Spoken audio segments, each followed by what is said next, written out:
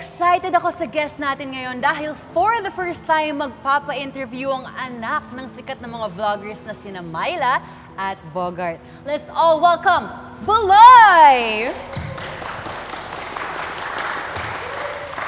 So Buloy, bakit ka magpapa-interview ngayon? Actually, nasasaktan na ako kasi sa mga sinasabi ng bashers tungkol sa parents ko. Nakesyo daw, tinatakpan daw nila yung mukha ko nung bata pa ako kasi raw pangit ako. Grabe, hindi ba nila alam na normal i-blur yung mukha? Dahil for your privacy yun. Hindi talaga siya for privacy, kaya blurred yung mukha ko. Nandito ako ngayon para i-reveal ang katotohanan. Teka, blurred talaga mukha mo? Huwag po kayong maguluhan, hindi po ito edited.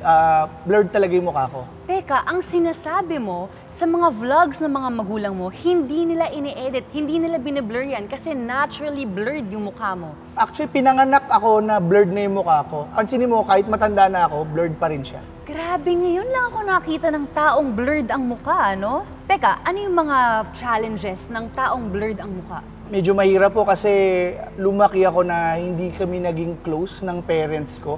Madalas kasi sila sa akin magsinungaling. Magsinungaling? Paanong madalas magsinungaling? Alam mo yung bata pa lang ako, sinasabihan nila ako na ang pogi ko raw, ang cute ko raw.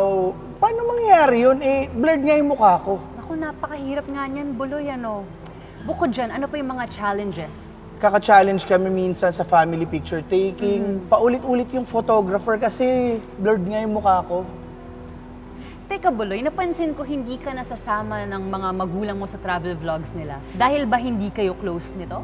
Hindi naman po yun yung dahilan nun. Ang hirap lang po kasi sa yung picture ko sa passport, blurred din. So, alam mo yun, sa immigration, pag nagpupunta kami, hindi ako nakikilala, hindi ako pinapayagang lumipad.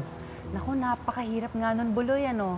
Pero maiba tayo, may love life ba ang taong blurred ang mukha? Actually, meron naman po, parang normal relationship lang din siya. Minsan, okay, madalas nagkakalabuan. Aww. Ano yung nagustuhan niya sa'yo? Actually, fan po siya ng Japanese. First time niya po ako nakita, na-turn on na siya sa akin agad.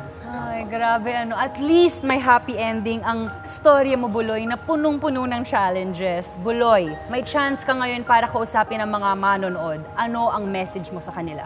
Siguro ang masasabi ko lang para sa mga manonood, tandaan nyo lagi, when life is a blur, focus lang. Focus.